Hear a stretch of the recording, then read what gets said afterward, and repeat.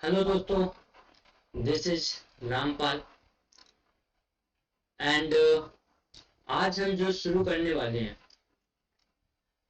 कल मेरा एक टॉपिक आ गया था, एक लेक्चर हो चुका है, कॉन्स्टिट्यूशन टू। ठीक, उसमें पूरी हिस्ट्री समझी है, लेकिन एक अभी बचा हुआ है, उसमें अभी करा देंगे लास्ट टाइम पे। जो पहला है यानी क्वीन से पहले का जो शासन है, वो जो कंपनी हाथ में शासन था, वो वाला लेक्चर एक्चुअल में कुछ गड़बड़ी आने की वजह से डिलीट करना पड़ गया था। ठीक, पूरा जो ओल्ड चैनल था वो डिलीट कर दिया। ठीक, तो अब जो स्टार्ट करने जा रहे हैं, तो एक लेक्चर अपलोड हो गया, नहीं देखा देख ले जाके।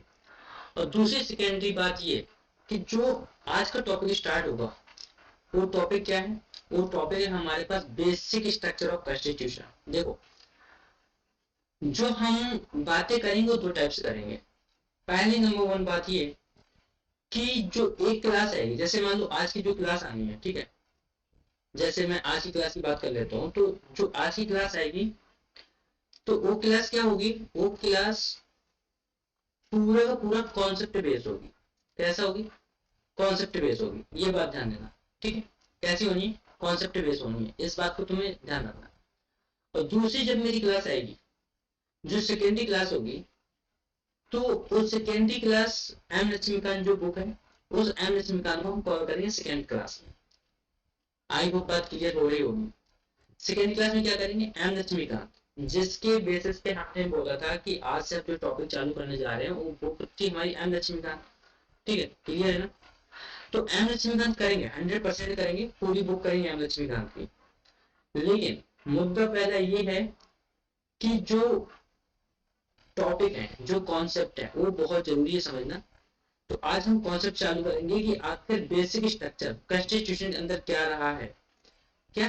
बेसिक स्ट्रक्चर, क्योंकि जरूरी है समझना। सबसे जरूरी बात है बेसिक स्ट्रक्चर को समझना कि कॉन्स्टिट्यूशन का बेसिक स्ट्रक्चर कैसे चालू हुआ और कैसे बना।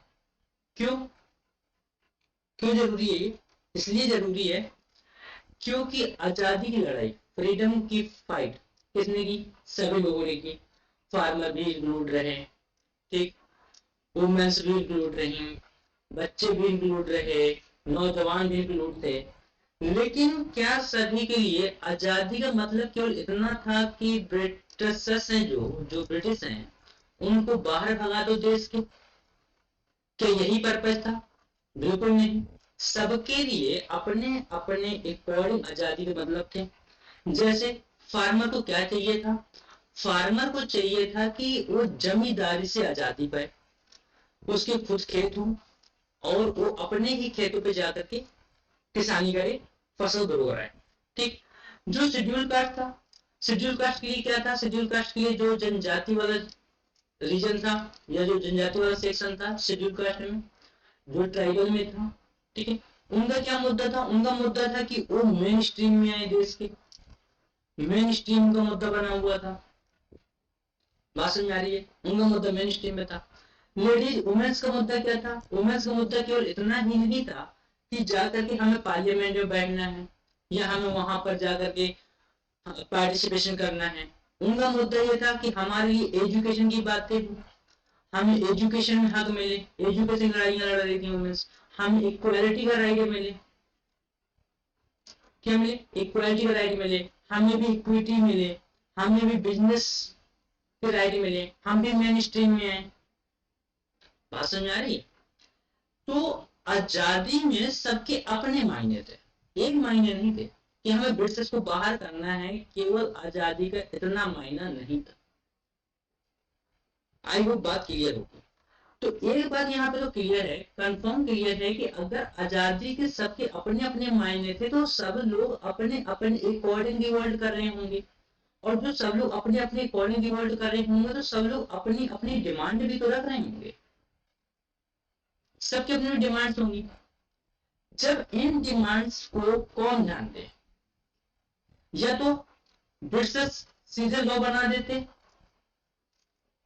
सीधे लॉ बना देते, यहाँ भाई हम सबको राइट दे रहे हैं, चार कोई हंगामा ही नहीं था, कोई हंगामा नहीं था, ना कोई रिवोल्ट होना था, ना कुछ होना था। बात समझ में आ रही है? तो ये मुद्दा है कि अब जब सबकी अपनी अपनी डिमांड है, सबकी अपनी अपनी लड़ाई है, तो क्या किया जाए? ये करो कि आप कॉन्स्टिट्यूशन कमेटी बनाओ, कॉन्स्टिट्यूशन कमेटी का निर्माण करो। कमेटी का गठन क्यों करो? क्योंकि लो कौन बनाएगा? अब यहाँ पे हर इंसान अपने अकॉर्डिंग अपनी बुक तो लिख के नहीं रख सकता ना। अगर हर एक इंसान अपनी ही बुक लिख के रख लेगा और उसी से देश चलने लग जाएगा तो हो गया फिर काम। तो फिर क्या हुआ? जब बात आती है कंट्री के अंदर, कब? आफ्टर इंडिपेंडेंस, आफ्टर इंडिपेंडेंस यानी स्वतंत्रता के बाद।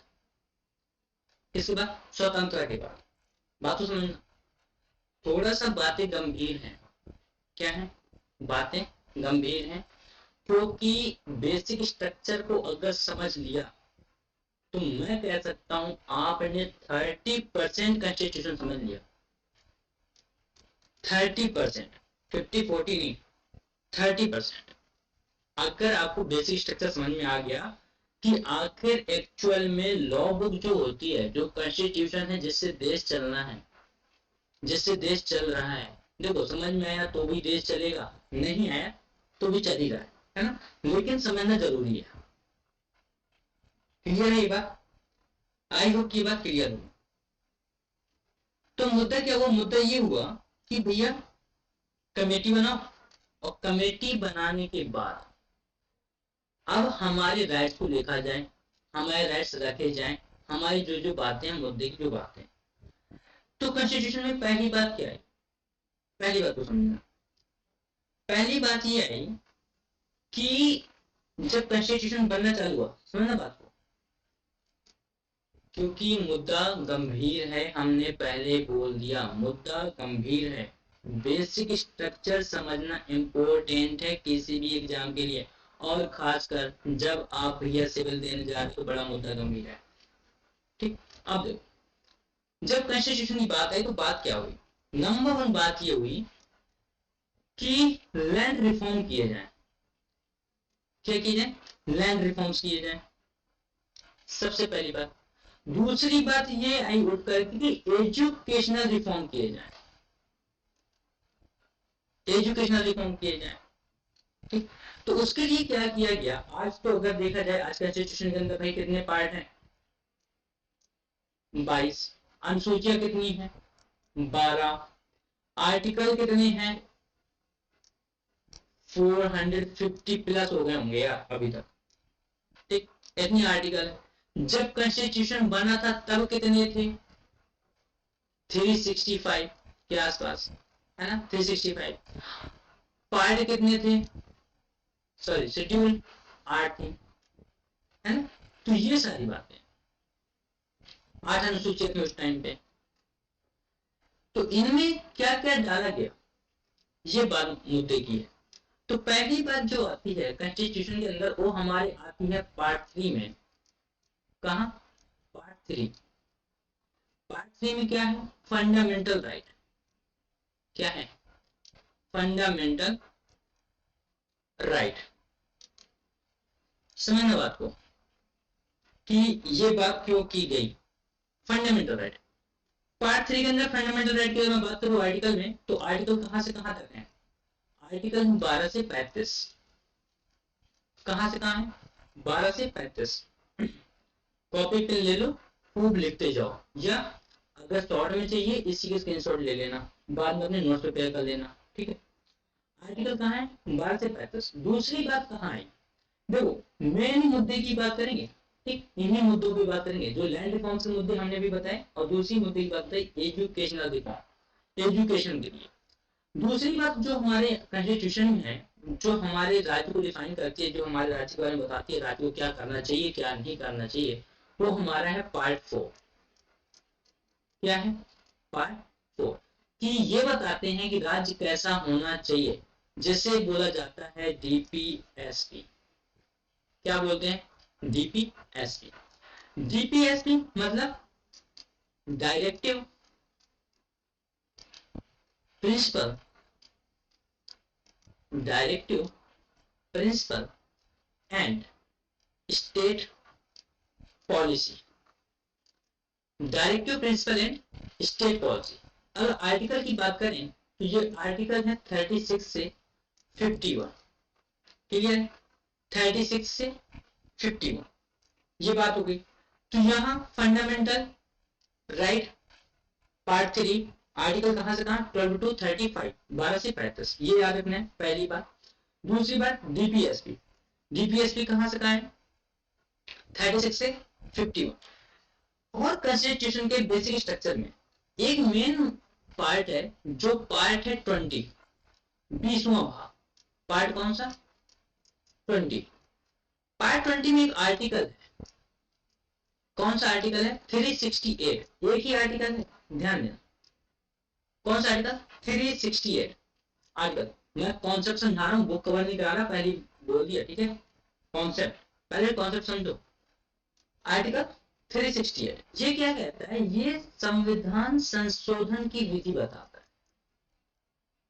किसकी विधि बताता है भाई, संविधान संशोधन की विधि, कॉन्स्टिट्यूशनल अमेंडमेंट राइट को दिखाता है। एक ये बात की जो संसद है हमारी, जो पार्लियामेंट है, जहां देश का कानून रेडी होना है,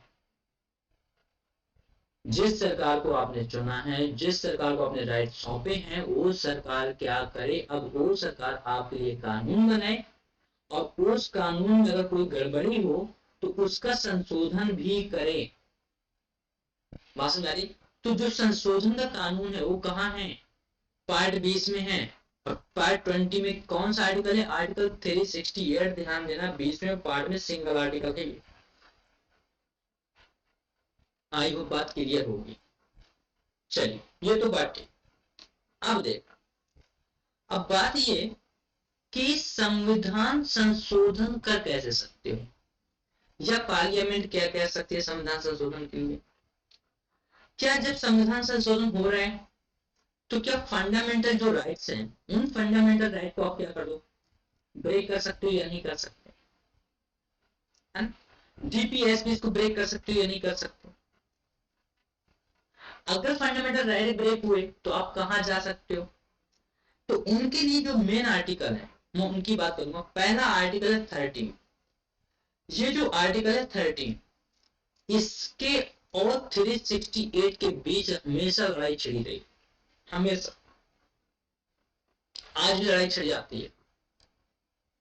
जब हम डॉक्ट्रिन ऑफ बेसिक स्ट्रक्चर की बातें करेंगे, बेसिक प्रिंसिपल्स ऑफ कॉन्स्टिट्यूशन, तो उसमें हम पूरे बातें बताएंगे कि जो है आपका शंकरी प्रसाद से लेकर के केशवानंद भारती तक का जो मैटर था वो कैसे आगे बढ़ा, और 13 और 368 के बीच के मुद्दे को कैसे सॉल्व किया सुप्रीम कोर्ट ने।